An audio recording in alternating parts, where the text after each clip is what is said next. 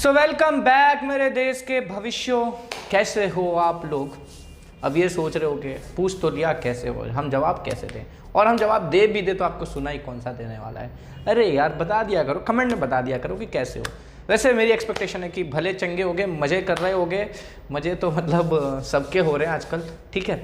Lockdown में बैठे बैठे लोग परेशान हैं। अनलॉक तो हो गया है बट नाम का है, ठीक है। स्कूल्स कॉलेजेस तो बंद ही हैं, पड़े हुए हैं घर में। तो आज एक नया टॉपिक स्टार्ट करने वाले हैं और ये वाकई में बहुत बहुत बहुत इंटरेस्टिंग है। नाम है ग्रेविटेशन। मजेदार चैप्टर, पढ़ के मजा आ जाएगा, दिल खुश हो जाएगा, इसकी गारंटी मैं दे रहा हूं, ठीक है। टर्म्स एंड कंडीशंस अप्लाइड, ठीक है। टर्म्स एंड कंडीशन अप्लाई करनी पड़ती है भाई, जरूरी थोड़ी कि सबको मजा आएगा। वैसे है ही ऐसा टॉपिक कि मेजॉरिटी ऑफ लोग इससे खुशी होते हैं। बहुत कुछ जानने को मिलेगा, बहुत कुछ समझने को मिलेगा। अपने आसपास के होने वाली चीज़ों को आप अच्छे से एनालाइज कर पाओगे इस चीज़ को समझने के बाद। तो बेसिकली बच्चों, ग्रेविटेशन का जब नाम हम लेते हैं, जब ग्रेविटेशन वर्ड का नाम लेते हैं तो लोगों के दिमाग में एक ही नाम आता है और वो नाम है सर आइजैक न्यूटन। इसकी स्टोरी बड़ी ही इंटरेस्टिंग है। लोग कहते हैं कि सर आइजैक न्यूटन ने ग्रेविटी डिस्कवर की, बट ऐसा नहीं है। सर आइजैक न्यूटन ने ग्रेविटी डिस्कवर नहीं की, ठीक है। उन्होंने ग्रेविटी का लॉ दिया था, ठीक है। और उनसे पहले जितने साइंटिस्ट आए उन सब के पास ऐसा कोई एक्सप्लेनेशन नहीं था जैसा एक्सप्लेनेशन सर आइजैक न्यूटन ने दिया। इसलिए ग्रेविटेशन का सारा क्रेडिट सर आइजैक न्यूटन को दिया जाता है। इट डज नॉट मीन कि sir Isaac Newton discovered gravity, ठीक है भाई। पहले से ही लोग देखते थे। इमेजिन करो आप इंसान पहले हो, आप पहले इंसान हो इस धरती पर और कोई इंसान नहीं, आप अकेले धरती पर आए हुए हो। आपने कोई चीज गिरते हुए नहीं देखी होगी? बिल्कुल देखी होगी। अरे कभी क्या बोलते हैं, फ्रूट गिरते हुए देखा होगा। जैसे एप्पल गिरा था, कहने की मतलब कहानी है ऐसी कि न्यूटन के सर पर एप्पल गिरा और उसके बाद उन्होंने ये डिस्कवर कर दिया लॉ। हालांकि इसका कोई एविडेंस नहीं है, ऐसा कोई फैक्ट नहीं है कि ऐसा वाकई में हुआ था, कोई एप्पल वगैरह गिरा था कि नहीं गिरा था। लेकिन क्या उसके पहले कभी एप्पल नहीं गिरते थे? मान लो एक पल के लिए कि एप्पल गिरा और उससे न्यूटन को इंस्पिरेशन मिला, तो क्या उसके पहले कभी एप्पल नहीं गिरा था? उसके पहले क्या कभी बारिश नहीं होती थी, पानी नीचे नहीं गिरते थे? होता था ना। किसी ने वाटरफॉल नहीं देखा था? किसी के हाथ से चीजें छूट के नहीं गिरी थी? हुआ था ना। अरे सब छोड़, हमारे पूर्वज जंगलों में जानवर मारते थे, है ना। तो वो हथियार बना के मारते थे, तो जब वैसे फेंकते थे तो वो जाने का नीचे जब गिरता था तो क्या उनके दिमाग में नहीं आता था कि ऐसा क्यों हो रहा है? बिल्कुल होता था। और सबने ग्रेविटी के बारे में नॉलेज रखा था, ठीक है। ग्रेविटी होती है, एक ऐसा कोई फोर्स होता है, ये सबको पता था, बहुत पहले से पता था, ठीक है। 4th 5th सेंचुरी में भी इसके एविडेंसेस मिलते हैं। इवन देखो कुछ दिन पहले, मतलब अभी एग्जैक्टली याद तो नहीं है मुझे, कुछ दिन पहले एक कोई पॉलिटिकल लीडर था, पता नहीं मुझे कौन सी पार्टी के या कौन से लीडर थे, शायद बीजेपी वगैरह कोई लीडर थे। तो उन्होंने एक स्टेटमेंट दिया था कि न्यूटन से 1000 साल पहले ब्रह्मगुप्त ने, ठीक है, उन्होंने ग्रेविटेशन को डिस्कवर किया था। अब देखा जाए तो बात सही थी उनकी, लेकिन लोगों ने उनका मजाक उड़ाया, ठीक है। तो ब्रह्मगुप्त ने, ऐसे कहा जाए, देखो डिस्कवर उन्होंने भी नहीं किया था, डिस्कवर क्या कब हुआ था पता नहीं, लेकिन इसके रिगार्डिंग नॉलेज था। उन्होंने अपनी बुक में इस चीज के रिगार्डिंग मेंशन किया था कि अर्थ हर चीज को अपनी तरफ अट्रैक्ट करता है, वो एक फोर्स के से अट्रैक्ट करता है जिसे हम गुरुत्वाकर्षण कहते हैं, ठीक है। हिंदी में ग्रेविटेशनल फोर्स को ही गुरुत्वाकर्षण बल कहते हैं, ठीक है। गुरुत्वाकर्षण बल कहते हैं ग्रेविटेशनल फोर्स को। तो वो सारी चीजें ऑलरेडी मेंशन्ड है बहुत पहले, न्यूटन से कई साल पहले। न्यूटन ने तो अराउंड 1615, कुछ 1615 के आसपास, एग्जैक्टली मेरे को वो भी नहीं याद है, उसके आसपास ही कुछ उन्होंने ये लॉ बनाया था। पर उसके पहले से ग्रेविटी के बारे में लोगों को काफी नॉलेज था, बस लोगों के पास लॉ नहीं था इस चीज को एक्सप्लेन करने का, ठीक है। और हर चीज के पीछे ये ग्रेविटेशनल फोर्स मौजूद होता है कि नहीं होता है, ये नॉलेज नहीं था लोगों को। न्यूटन का सबसे डिटेल्ड कॉन्सेप्ट था। न्यूटन की जो लॉ आया था, उस लॉ में मैथमेटिकल कॉन्सेप्ट्स यूज हुए थे, इसीलिए इनका जो लॉ था वो परफेक्ट था, हर किसी को एक्सेप्टेबल था, और तब से सारा क्रेडिट न्यूटन को दिया जाता है। क्लियर है? ये भी कहानी कब की है? अब सोचो, आज लॉकडाउन चल रहा था, कई दिनों से लोग घर में बंद थे और अभी भी बंद है, स्कूल कॉलेज तो बंद ही है। तो इस दौरान ऐसा ही कुछ इंसिडेंट न्यूटन के साथ हुआ था, ठीक है, जब वो पढ़ रहे थे कैम्ब्रिज में, ठीक है, उस टाइम वहां पर प्लेग फैल गया, प्लेग की बीमारी फैल गई, जिसकी वजह से उनको कॉलेज छोड़कर अपने घर जाना पड़ा और 1 साल का उनका कॉलेज शायद बंद रहा। उस दौरान उन्होंने रिसर्च कर ये लॉ बनाया, ऐसा माना जाता है कि उसी दौरान इन्होंने ये ग्रेविटेशन का लॉ डिस्कवर किया, उसी टाइम ये लॉ को उन्होंने बना दिया। समझ में आया? तो सोच लो, आज तुम भी घर में बैठे हो, तुम भी कुछ कर सकते हो, लेकिन अब ये सोच रहे हो कि अरे यार उन लोग के पास टाइम होता था, हमारे पास कहाँ टाइम है। ऑनलाइन स्कूल अटेंड करो, ट्यूशन पढ़ो, फिर अलग वीडियोस देखो, और उसके बाद टिकटॉक तो बंद हो गया, उसके बाद पबजी, फ्री फायर और वगैरह वगैरह, फिर क्या दूसरे एंटरटेनमेंट के अमित बढ़ाना भी तो देखना है हमको। तो ये सारी चीज़ें हमारे सर पे, बहुत सारी जिम्मेदारियां हैं, ठीक है, तो उस वजह से टाइम नहीं मिलता है, मैं समझ सकता हूँ, कोई बात नहीं, हमारे पास टाइम नहीं, जिनके पास था उन्होंने कर दिया। तो सर आइजैक न्यूटन ने इस चीज़ को डिस्कवर करके दिया, इस लॉ को डिस्कवर करके दिया, ठीक है। क्या है ये लॉ? ये लॉ ये कहता है कि every object in universe attracts another object, ठीक है। यूनिवर्स में हर एक ऑब्जेक्ट किसी दूसरे ऑब्जेक्ट को अपनी तरफ अट्रैक्ट करता ही करता है। मतलब ये कि मैं यहां खड़ा हूं इस कैमरे के सामने और आप अपने घर में बैठे हो मुझसे कई किलोमीटर दूर, लेकिन फिर भी हम एक दूसरे को ग्रेविटेशनल फोर्स की मदद से अट्रैक्ट कर रहे हैं। कभी फील हुआ? नहीं हुआ, है ना? अरे भाई बिल्कुल कर रहे हैं। आप अपने घर में बैठे हो तो अपने आसपास जो भी चीज़ें हैं आपके पास, कोई टेबल दिख रहा है, कहीं चेयर दिख रही है, बेड दिख रहा है, कबोर्ड दिख रहा है, ग्लास रखी हुई दिख रही है, कप दिख रहा है, ये सारी चीज़ें आपको अपनी तरफ अट्रैक्ट कर रही हैं और आप भी इन सारी चीज़ों को अपनी तरफ अट्रैक्ट कर रहे हो। लेकिन ऐसा नहीं हो रहा कि सब आपस में टकरा कर बूम बूम बूम हो जाए, नहीं हो रहा ना। तो वो चीज़ें भी हम समझेंगे कि ऐसा क्यों नहीं हो रहा, ठीक है। लेकिन फोर्स लग रहा है, हर ऑब्जेक्ट दूसरे ऑब्जेक्ट के ऊपर फोर्स लगाता है, अट्रैक्टिव नेचर का लगाता है। किस वजह से लगाता है? मास की वजह से लगाता है। किस वजह से? मास की वजह से। यह भी बड़ा लंबा डिबेटेबल टॉपिक रहा, पहले लोग वेट हिसाब से समझते थे, लेकिन यह भी चीज न्यूटन ने क्लियर कर दी कि नहीं, मास रिस्पॉन्सिबल होता है ग्रेविटेशनल फोर्स के लिए। तो मैं ग्रेविटेशनल फोर्स का स्टेटमेंट लिखूंगा। स्टेटमेंट क्या कहता है? What is gravitational force? तो पहले हम ग्रेविटेशनल फोर्स की डेफिनेशन लिख लेंगे, ठीक है। इसको सिंपल लिख देता हूं, थोड़ा सिंपल करके लिख देता हूं। It is a force of attraction, force of attraction between two bodies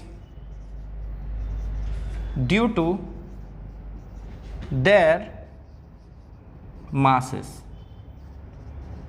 ठीक है। कोई भी दो ऑब्जेक्ट, ये एक ऑब्जेक्ट है, इसका नाम दे दिया मैंने ऑब्जेक्ट ए, ये दूसरा मेरा ऑब्जेक्ट है, इसको मैंने नाम दे दिया ऑब्जेक्ट बी, ठीक है। ये दोनों एक दूसरे को अपनी तरफ अट्रैक्ट करेंगे, ए बी को अपनी तरफ अट्रैक्ट करेगा, ठीक है। यानी ए जो है बी पर फोर्स लगाएगा, एफ बी ए, ठीक है, बी पर ए का फोर्स लगा, एफ बी ए, उतनी ही वैल्यू का फोर्स ए पर बी लगाएगा, ठीक है। यानी कि बी भी ए को अपनी तरफ अट्रैक्ट करेगा, ठीक है। दोनों एक दूसरे पर लगाएंगे, है ना। यहां कौन सा लॉ यूज हुआ? कौन सा लॉ यूज हुआ? थर्ड लॉ यूज हुआ क्या?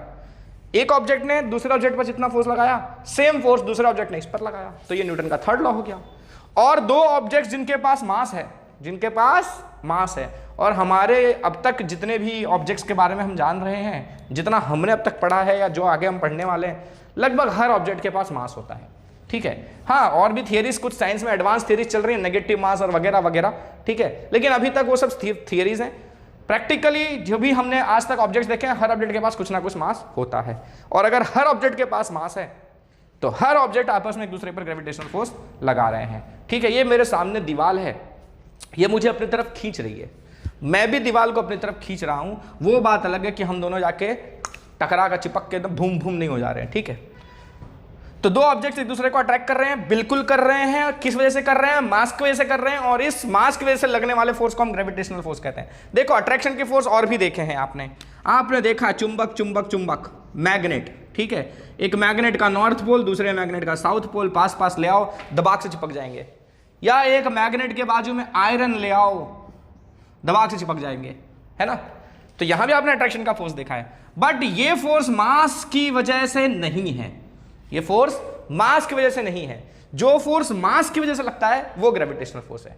अच्छा, तो अब आप कह रहे हो कि ये फोर्स मास की वजह से नहीं है, तो क्या इस मैग्नेट में मास नहीं है? क्या इस आयरन में मास नहीं है? है, बिल्कुल है। दोनों के बीच में ग्रेविटेशनल फोर्स भी लग रहा है, बिल्कुल लग रहा है, ठीक है। दोनों का मास है तो दोनों एक दूसरे पे ग्रेविटेशनल फोर्स तो लगा ही रहे हैं, लेकिन साथ ही साथ इन लोग एक और एक्स्ट्रा फोर्स लगा रहे हैं, मैग्नेटिक फोर्स, ठीक है। ठीक है, मैग्नेट के केस में या मैग्नेट और किसी और मेटल के केस में जिसको मतलब अट्रैक्ट करता है, सारे मेटल तो अट्रैक्ट नहीं करता, पर आयरन वगैरह जो भी निकल वगैरह सबको भी अट्रैक्ट कर लेता है। तो जो ये अट्रैक्शन हो रहा है इस केस में, मैग्नेट वाले केस में जो अट्रैक्शन देख रहे हैं हम, यहां ग्रेविटेशनल फोर्स तो लगता है, नो डाउट है, क्योंकि अगर दोनों के पास मास है तो ग्रेविटेशनल फोर्स लगेगा, लेकिन वो फोर्स वीक होगा। ग्रेविटेशनल फोर्स होता है ना वो काफी वीक होता है, तो उसका असर देखने को नहीं मिल रहा है। लेकिन यहां जो मैग्नेटिक फोर्स लग रहा है वो काफी स्ट्रांग है, इसके से धड़ाक से आगे चिपक जा रहे हैं लोग। तो ये चिपकने के पीछे का फोर्स है ना, वो ग्रेविटेशनल फोर्स नहीं है, वो मैग्नेटिक फोर्स है, लेकिन ग्रेविटेशनल फोर्स भी लग तो रहा है। क्लियर है, पक्का है? तो यानी कि जितनी भी जगह पर देखोगे आप, हर जगह पर देखोगे आपको ग्रेविटेशनल फोर्स मिलेगा। आप बस फील करो, फील करने की कोशिश करो। कभी बाहर जाना, आज घर के बाहर जाना, या फिर जाना किचन में खड़े हो जाना और एक एक बर्तन को देखना, ठीक है, और बर्तन से पूछना क्या मैं तुझे अपनी तरफ खींच रहा हूँ, क्या तुझे अट्रैक्शन फील हो रहा है। बेलन को पूछना, वैसे बेलन को पूछने की जरूरत नहीं है, कभी रिजल्ट खराब आएगा तो बिना ग्रेविटेशनल फोर्स के भी मम्मी के फोर्स से बेलन उड़ता हुआ तुम्हारे पास आ सकता है, ठीक है, तो उसकी चिंता करने की जरूरत नहीं है। तो ये हो गया हमारा ग्रेविटेशनल फोर्स का कुछ फंडा, ठीक है। डेफिनेशन लिख ली हमने कि कैसा फोर्स है, अट्रैक्टिव फोर्स है ड्यू टू देयर मासेस, ठीक है, ओके। प्रॉपर्टीज लिख लेते हैं अपन ग्रेविटेशनल फोर्स की, प्रॉपर्टीज ऑफ ग्रेविटेशनल फोर्स, ठीक है, प्रॉपर्टीज लिखते हैं। थोड़ा ना इसको सजा देता हूं यार, ठीक है। तो प्रॉपर्टीज क्या लिखेंगे हम? पहली प्रॉपर्टी है हमारी, मतलब कुछ एक्स्ट्रा भी लिखवा दो क्या? हाँ चलो यार लिख लेते हैं थोड़ा, यार थोड़ा एडवांस पढ़ो, ठीक है। आगे जाके तुमको IIT निकालना है यार, नीट करना है, डॉक्टर बनने वाले, इंजीनियर बनने वाले हो, थोड़ा बड़ा सोचो यार। तो it is one of the fundamental forces, one of the fundamental forces. इसका मतलब क्या हुआ ये थोड़ा समझा देता हूं। देखो बच्चों, हमारे ना अब तक हमने 4 फंडामेंटल फोर्सेस के बारे में पढ़ा है, ठीक है। फिजिक्स में हम 4 फंडामेंटल फोर्सेस के बारे में पढ़ते हैं। आप आखिरी क्लासेस में जाओगे तो आप वहां डिटेल में पढ़ोगे इनके बारे में, पर अभी खाली एक आइडिया दे दूं कि 4 फंडामेंटल फोर्सेस होते हैं, ठीक है। उसमें से एक होता है ग्रेविटेशनल फोर्स, ठीक है। फंडामेंटल मतलब बाकी और भी कई तरह के फोर्सेस होते हैं, और भी कई तरह के फोर्सेस, जैसे कि फ्रिक्शनल फोर्स की बात करें हम, फ्रिक्शनल फोर्स के बारे में आपने पढ़ा है ना। तो फ्रिक्शन क्या होता है, वो भी एक तरह का फोर्स है, लेकिन वो फंडामेंटल फोर्स नहीं है, वो किसी और फोर्स की वजह से बनने वाला फोर्स है। उसके पीछे जो बेसिक फोर्स है वो दूसरा कुछ है। समझ में आ रहा है? फॉर एग्जांपल मैं आपको कहूं कि आटा नहीं, रोटी, चपाती, पराठा, ब्रेड, आलू पराठा, टोस्ट, ठीक है, ये सब चीजें ले लो आप, तो ये सब एक तरह के फोर्स अगर काउंट करो तो ये सब बेसिक नहीं है। ये किससे बने हुए हैं? आटे से, गेहूं से, ठीक है। तो वहां गेहूं का जो आटा है वो आपका फंडामेंटल फोर्स है, और इनकी वजह से ये सारी चीजें हो रही हैं। समझ में आया? तो ये कहलाएंगे आपके अलग अलग फोर्सेस, ठीक है। ये आगे के लेवल की चीजें, अभी फिलहाल खाली इतना समझ लो, ठीक है। तो फंडामेंटल फोर्स जो बेसिक होता है, एकदम बेसिक नेचर का होता है, जो किसी और चीज से नहीं बना है, ठीक है, खुद अपने आप में एक यूनिक प्रॉपर्टी है उसकी, अपना एक एग्जिस्टेंस है उसका, सो उसको हम कहते हैं फंडामेंटल फोर्स। तो वैसा ही ग्रेविटेशनल फोर्स क्या है? एक फंडामेंटल फोर्स है, किसी और फोर्स की वजह से इफेक्टिव नहीं है, खुद अपने आप में ये एक फोर्स है। क्लियर है? पक्का? ओके। सेकंड पॉइंट जो बहुत ही इंपॉर्टेंट है, इट इज वीक फोर्स, बहुत ही वीक होता है।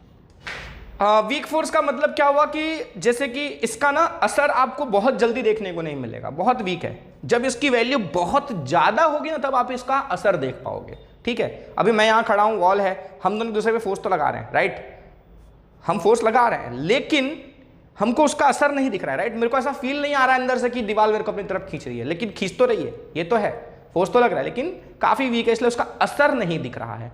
इसका असर देखने के लिए इसकी क्वांटिटी बहुत ज्यादा अमाउंट में होनी चाहिए, ठीक है। अगर ये बहुत ज्यादा हुआ ना तो इसका असर देखने को मिलेगा, अदरवाइज इसका असर देखने को नहीं मिलता है। तो इसीलिए हम कहते हैं इसको वीक फोर्स, ठीक है। क्लियर है? अच्छा, तीसरी प्रॉपर्टी है कि it is a long range force. कैसा है ये? लॉन्ग रेंज फोर्स है, मतलब बहुत दूर दूर दूर तक लगता है। मतलब मैं यहाँ बैठा बैठा वो जो नेपच्यून के पीछे प्लूटो है ना, प्लूटो जो अब प्लैनेट नहीं रहा, जिसको अब हम प्लैनेट की कैटेगरी में नहीं मानते हैं, वहां तक फोर्स लगा रहा हूं और वो प्लूटो मुझे वहां से खींच रहा है अपनी तरफ। तो देख रहे हो ना, देख रहे हो मेरी पावर, देख रहे हो? यहां से मैं प्लूटो तक फोर्स लगा रहा हूं। अरे प्लूटो छोड़ो, उसके पीछे भी फोर्स लगा रहा हूं, टेंशन मत लो, तुम भी लगा रहे हो, ठीक है? तो हर ऑब्जेक्ट लगा रहा है वैसे। तो लॉन्ग रेंज मतलब बहुत दूर दूर दूर तक लगने वाला फोर्स है। एक और पॉइंट लिख सकता था सेंट्रल फोर्स, पर मैं वो नहीं बताना चाहता, ठीक है? छोड़ो, ज़्यादा प्रॉब्लम हो जाएगी, ज़्यादा कंफ्यूजन नहीं करने का।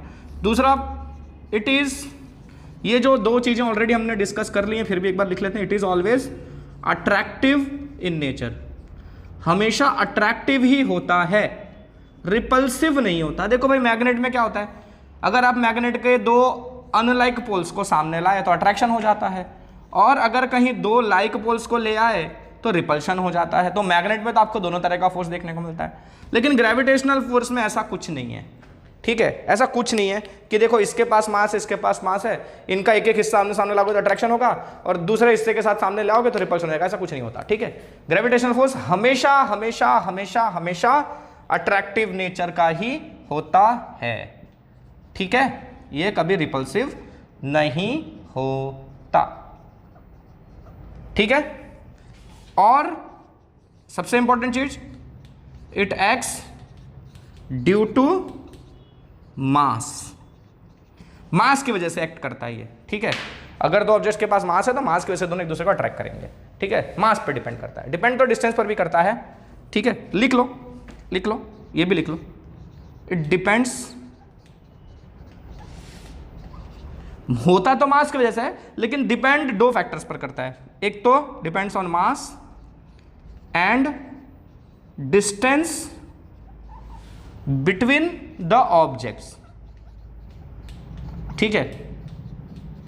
मास पर भी डिपेंड करता है और दो ऑब्जेक्ट्स के बीच में जो मतलब डिस्टेंस कितना है, थोड़ा हो जाता है कभी कभी, तो डिस्टेंस कितना है दो ऑब्जेक्ट के बीच में, उस पर भी डिपेंड करता है, ठीक है? वो चीज़ अब अभी हम डिस्कस करने वाले हैं, ये चीज़ जो है ना, ये अभी हम एक लॉ मतलब डिस्कस करेंगे, उसमें ये चीज़ कवर होगी, ठीक है? Universal law of gravitation discuss करेंगे, उसमें ये चीज़ ऑलरेडी कवर होगी, ठीक है? तो ये बात हो गई कि मास पर डिपेंड करता है और डिस्टेंस पर भी डिपेंड करता है, एक्ट करता है मास की वजह से, ओके, अच्छी बात है। अच्छा, एक और इंपॉर्टेंट चीज़ लिख दूँ, चलो यार, अब लिख लो, खत्म करो, एकदम कॉन्सेप्ट एकदम दिमाग में एकदम खोपड़ी में बिठा डालो। एक चीज़ और कि it acts in same manner everywhere in the universe, पूरे यूनिवर्स में हर जगह सेम तरीके से ही काम करता है। मतलब क्या हुआ? मतलब ये हुआ कि देखो, ये दो ऑब्जेक्ट्स ले लो आप, ठीक है? एक m1 मास का, एक m2 मास का, ये है ए है बी, चलो इसको ma बोल देते हैं, ये ma मास है, इसका mb मास है। इन दोनों के बीच में कुछ डिस्टेंस है फिक्स, ठीक है? कुछ डिस्टेंस है, सपोज d। तो इन दोनों के बीच में कुछ फोर्स लग रहा है, ठीक है? कुछ वैल्यू का फोर्स लग रहा है, फोर्स लग रहा है कितना, f। अब मैं यही दो सेम अरेंजमेंट, पूरा सेम, यही दो ऑब्जेक्ट्स हैं, इनके बीच का डिस्टेंस भी यही है, इसको मैं उठा कर ले जाऊं मंगल ग्रह पे, ठीक है? मार्स पे, वहां लेके जाऊं तो वहां भी दोनों के बीच में फोर्स इतना ही लगेगा। इन दोनों को मैं उठाकर पानी में रख दूं तो भी इन दोनों के आपस में फोर्स उतना ही लगेगा। इन दोनों को मैं केरोसिन में डुबा दूं, दोनों के बीच में फोर्स सेम ही लगेगा, ठीक है?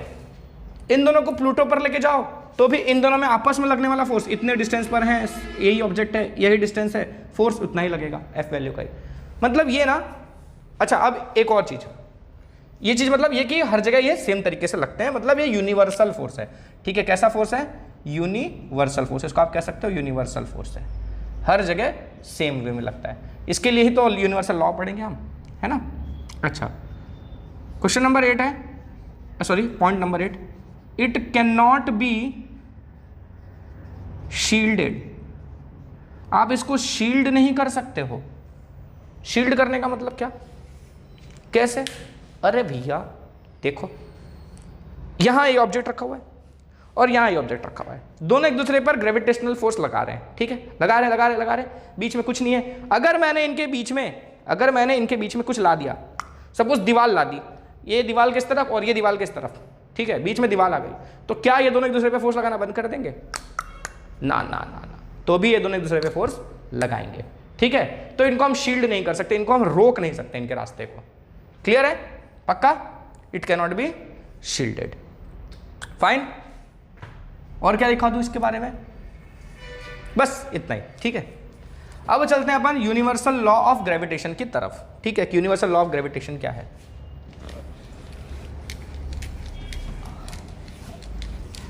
वो लिखने के पहले सोच रहा हूं यूनिवर्सल लॉ के पहले एक चीज और बता दूं। क्या बता दूं? देखो, तो बताना मैं ये चाहता हूं कि न्यूटन ने ये कहा कि इट इज द फोर्स, ये अलग से लिखना एक, ठीक है, अलग से पॉइंट है, वो 8 पॉइंट्स में लिखना है। इट इज द फोर्स, लिखना चाहो तो लिख सकते हो, कोई इशू नहीं है इसमें।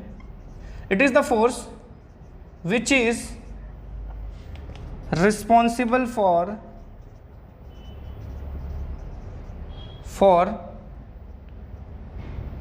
Revolution of planets around sun, revolution of satellites around their respective planets etcetera, बहुत सारी चीज़ों के लिए ये रिस्पॉन्सिबल है, ठीक है।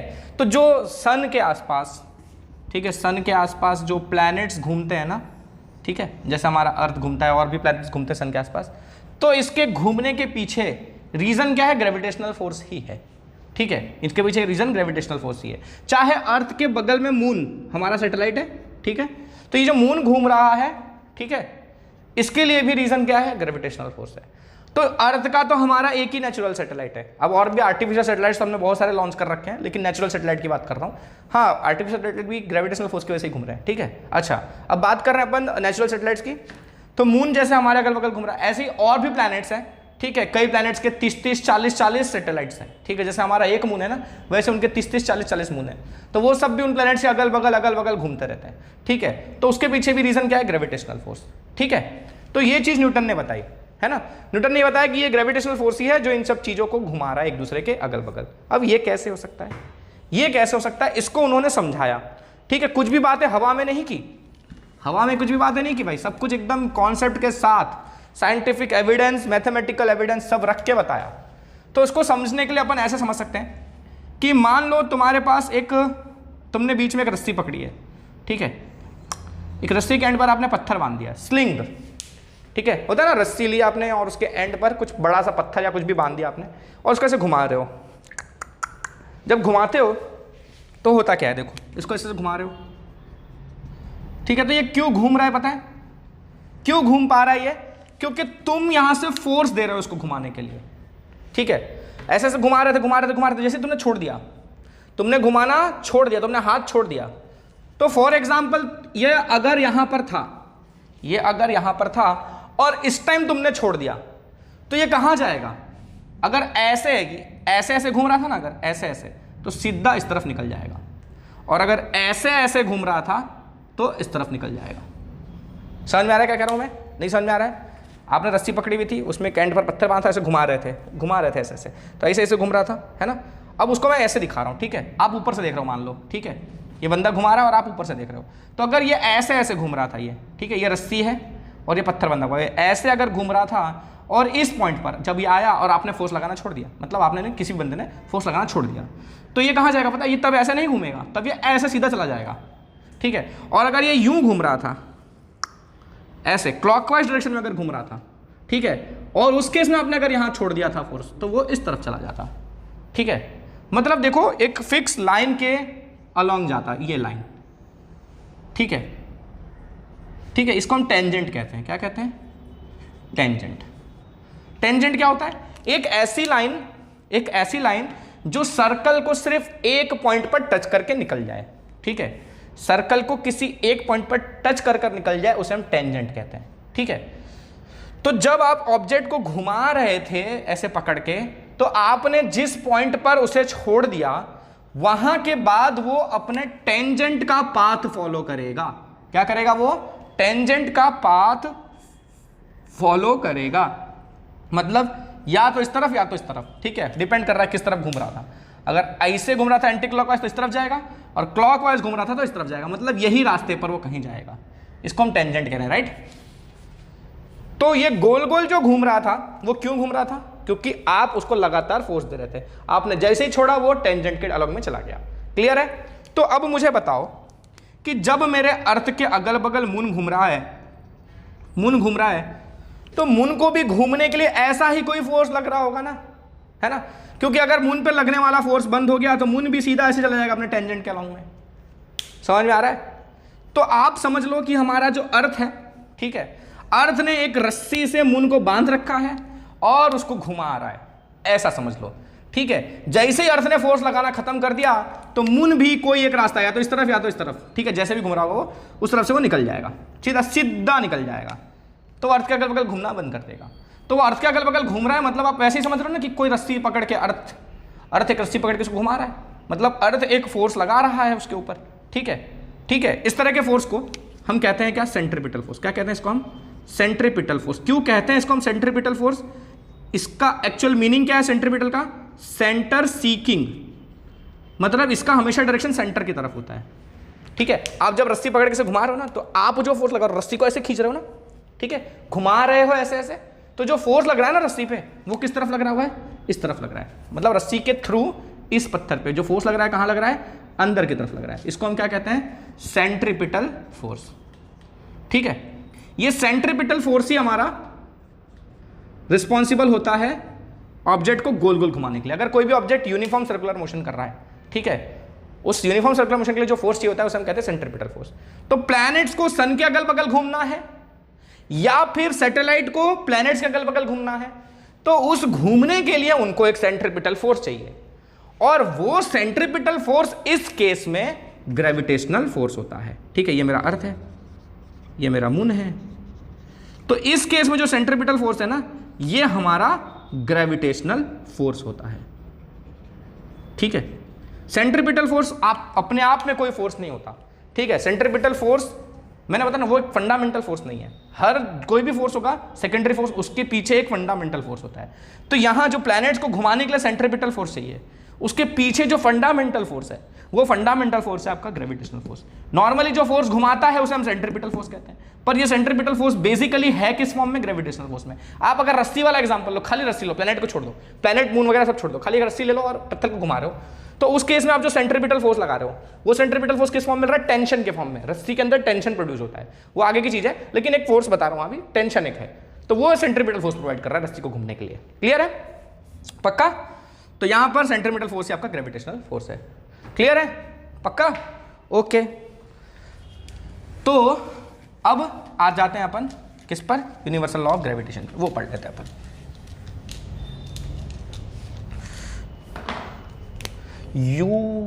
Universal law of gravitation. Universal कहने का मतलब पूरे यूनिवर्स में कहीं पर भी जाओ, हर जगह यह फोर्स इसी तरह से काम करेगा, ठीक है। क्या है यह फोर्स? देखो, द ग्रेविटेशनल फोर्स, स्टेटमेंट लिख देता हूं, द ग्रेविटेशनल फोर्स, क्या लिख रहे हो यार? Gravitational force acting between two bodies या टू ऑब्जेक्ट्स, जो भी बोलो, two bodies is directly proportional to product of their masses and inversely proportional to the square of distance between them. ठीक है, क्या मतलब इसका हुआ? ये दो ऑब्जेक्ट ले लिया अपन ने, ठीक है, इसका मास है m1, इसका मास है m2, ऑब्जेक्ट का नाम A, ये ऑब्जेक्ट का नाम B, ठीक है। दोनों के सेंटर टू सेंटर डिस्टेंस है D। क्या है? डिस्टेंस है D। ये चीज़ ध्यान रखना, सेंटर टू सेंटर डिस्टेंस हमेशा लिया जाता है, ठीक है। तो A से B के बीच का डिस्टेंस है D। अच्छा, तो इस केस में जो फोर्स लगेगा, इस केस में जो फोर्स लगेगा वो मिलेगा हमको कैसे? मैंने क्या लिखा है यहाँ पर देखो, the gravitational force acting between two bodies is directly proportional to product of their masses. ठीक है, so force is directly proportional to product of masses, मतलब मास m1 है और m2 है और इनका प्रोडक्ट बोला है तो मल्टीप्लीकेशन। तो F is proportional to m1 into m2, यानी कि force is directly proportional to product of masses. Clear है? सेकंड पॉइंट बोला है, ठीक है, कहां गया? Is directly proportional to product of their masses and inversely proportional to the square of distance between them. And inversely proportional मतलब proportional 1/, ठीक है, तो is inversely proportional to square of the distance, distance के square के inversely proportional होता है। Inverse बोला मतलब 1/, करके लिखना होता है, ठीक है। क्लियर है? पक्का? इसका मतलब क्या पता है? इसका मतलब ये हुआ, यहां संक्षिप्त में लिखेंगे अगर प्रिसाइसली, इन शॉर्ट, ठीक है, F बढ़ेगा, अच्छा नहीं ऐसे मत लिखो, अगर m1 या m2 या बोथ दोनों बढ़े, मतलब दो में से कोई एक चीज बढ़ गई, एक ऑब्जेक्ट का मास बढ़ा दिया आपने, या दूसरे ऑब्जेक्ट का मास बढ़ा दिया, या दोनों का मास बढ़ा दिया, कुछ भी किया होगा आपने, ठीक है, अगर ये बढ़े तो फोर्स क्या हो जाएगा? बढ़ जाएगा। दिस इंप्लाइज फोर्स बढ़ेगा।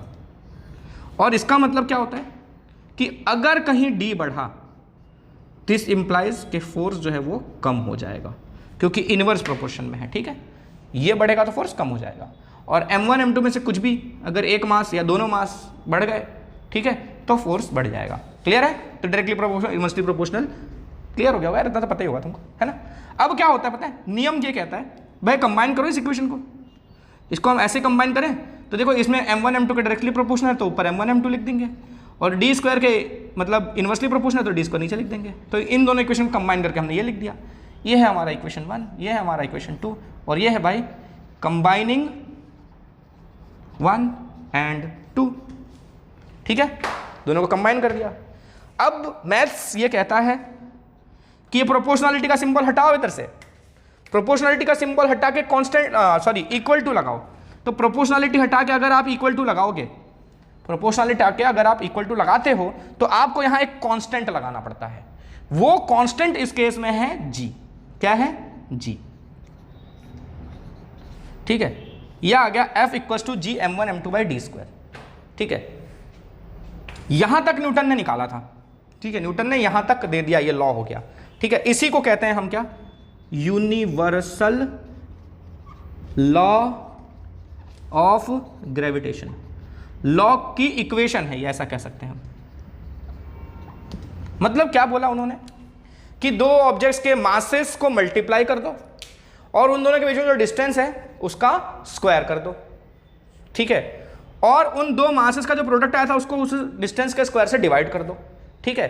तो भी आपको फोर्स नहीं मिलने वाला है, ठीक है। तो आपको एक आइडिया मिल जाएगा कि फोर्स कितना हो सकता है, लेकिन फोर्स तुरंत नहीं मिलेगा फिर भी, क्योंकि यहां एक G है, ये G गायब है ना। ये G की वैल्यू न्यूटन ने नहीं निकाली थी, ठीक है, उन्होंने सिर्फ ये लॉ बताया, इतना बताया देखो, ठीक है, कि डायरेक्टली प्रोपोर्शनल है प्रोडक्ट ऑफ मासेस के और इनवर्सली प्रोपोर्शनल है डिस्टेंस के स्क्वायर के, ठीक है, इनवर्सली प्रोपोर्शनल। तो इतना उन्होंने बता दिया और इस तरह से बता दिया कि यहां एक कांस्टेंट आएगा, ठीक है। अब वो कांस्टेंट की वैल्यू तुम लोग फाइंड करो भाई, बाकी लोग, ठीक है। ये कांस्टेंट की वैल्यू कितनी होगी ये न्यूटन ने नहीं फाइंड किया था, ये फाइंड किया था किसने? हेनरी कैवेंडिश ने, ठीक है। अच्छा ये G क्या है वो बता दूं अपन अब तुमको। G है आपका